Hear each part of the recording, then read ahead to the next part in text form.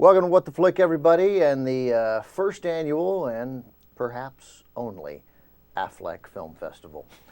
Ben Mankiewicz, Matt Atchity from Rotten Tomatoes, Christy Lemire from the Associated Press. Congratulations, Thank you. Christy. A big job announced this week, joining Roger Ebert. And Elvis Mitchell. Yes. And Roger's sort of much celebrated and anticipated return to television. That's very exciting. Thanks. Couldn't have made a better choice. Oh, thank you. So two movies today: The Town from director Ben Affleck and starring Ben Affleck, and then I'm Still Here, which is sort of what we thought was a documentary, and which actually now may be a bigger movie than The Town, at least in terms of buzz and what's being talked about. But we'll start with The Town. Directed by Keesey Affleck. Sorry, directed by Keesey and Affleck. kind of starring Keesey Affleck. Written by Keesey Affleck, as it turns out. And Joaquin Phoenix. And most importantly, if you pay attention to the credits. And most importantly, just the mere fact that there was a written by credit. Right, exactly. Mm-hmm. So we'll start with The Town. Who's doing The Town? I'm doing The Town. Right. See, it's a little look-away pass. Right. Ben has skills. So The Town's about this group of bank robbers who live in Charlestown, which is just across the Zachem Bridge from Boston. And they've all grown up in this little insular area, and they have nothing going for them. They've come from crime, they've come from drugs and poverty, but they know how to rob banks and armored cars, and they do it meticulously. But during this one latest job, they take a hostage, and it's the bank manager, and strange things happen when they get to know her. Take a look. Miss Keesey, I would like to start with your abduction. 4 men made me open the safe. They took me as a hostage. Were you able to see anything at all through the blindfold? No. Okay. Just having a bad week. I like to have a good cry at the nail salon. Why don't you let me buy you a drink? There are over 300 bank robberies in Boston every year. Most of these professionals live in a 1 square mile neighborhood called Charlestown. Did your parents still live here? My mother moved away, my father. You don't get out much. Are you in love with me? Yes. Before we get jammed up, we'll hold them court on the street. I just want you to know that you're going to die in federal prison.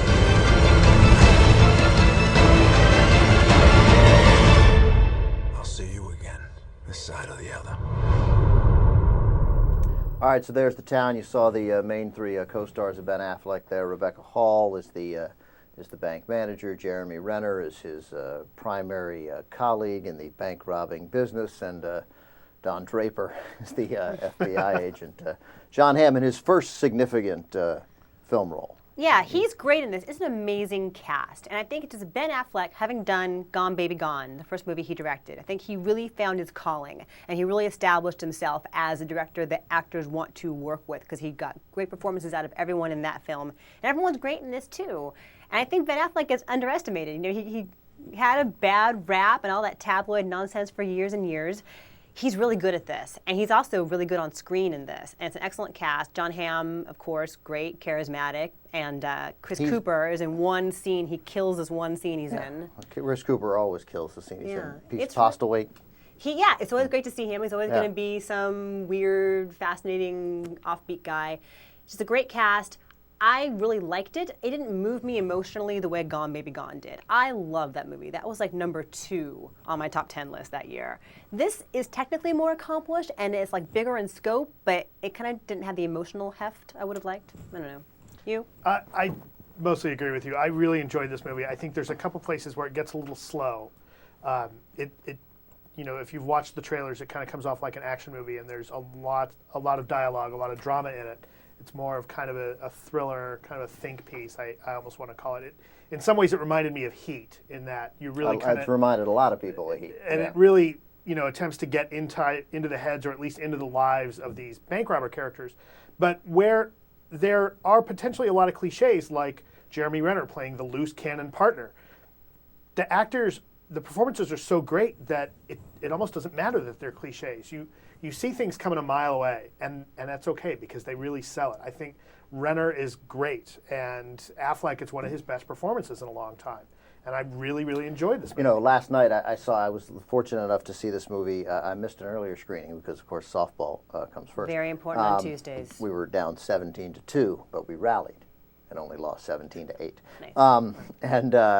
So I was fortunate to see it at the Directors Guild last night, and so Affleck was there, and he brought out some producers, and then he also brought out Jeremy Renner.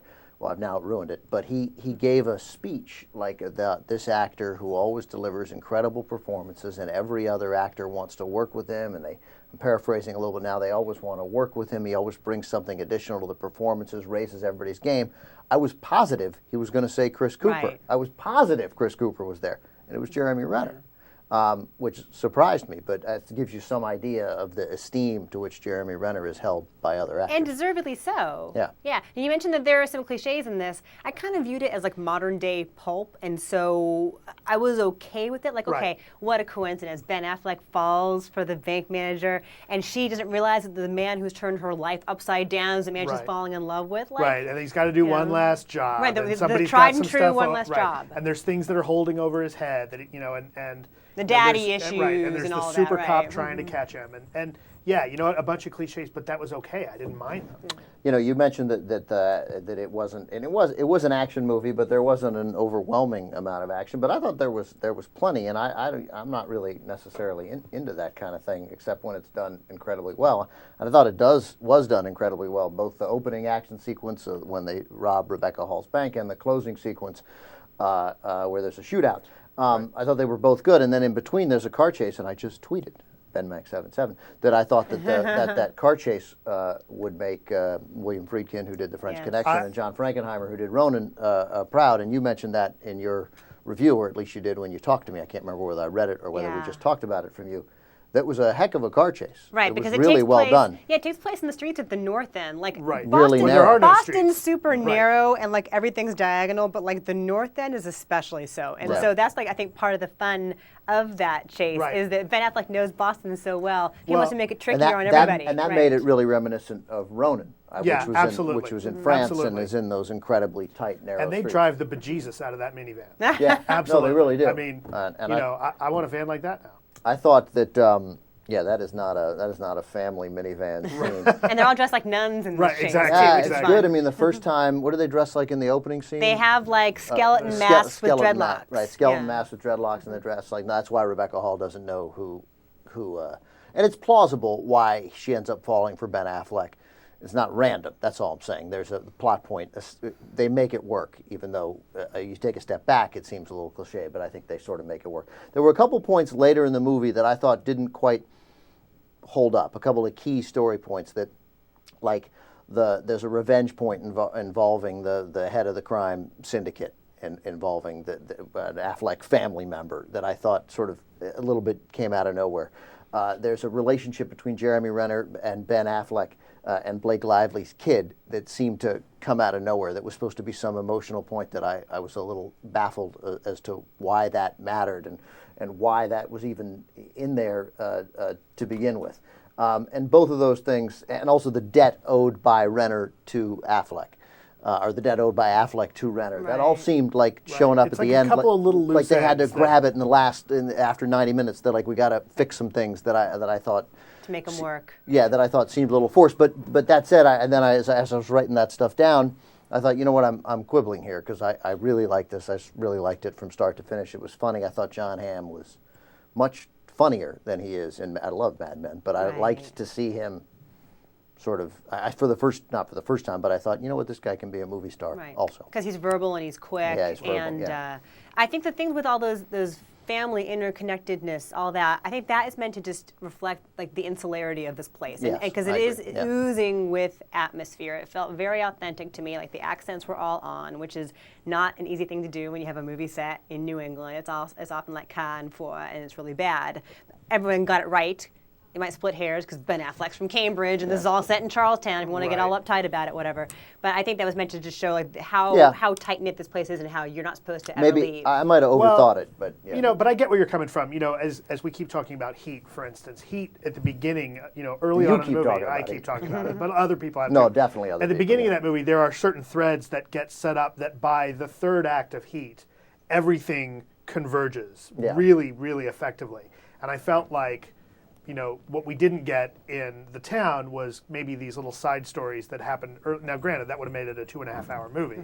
Right. And maybe Affleck doesn't have the luxury of making a 2.5-hour movie yet. It's already 2:08. Yeah, it's already. It's not. It's long. It's not short. I just the last point I want to make is I largely agree with you that it feels big, but it doesn't feel like it doesn't feel too stylized, which I think is a testament to how successful he's become as a director who hasn't directed many movies. It's gritty. Right. That's exactly To what I use wrote. that word, gritty. No, but I wrote it that he manages to accomplish grittiness.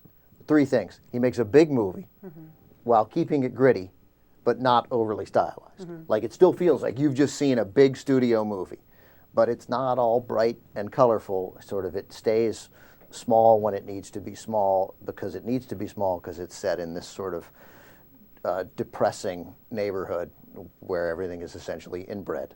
Not inside your family, but at least inside. Nobody leaves No that one leaves. neighborhood. That's Right. the whole point. Yeah. You're not leaving. Yeah. So anyway, let's get some grades. I really enjoyed it. I thought there were a couple problems, but I give it a 7. I am higher than you. I give it a 7.8.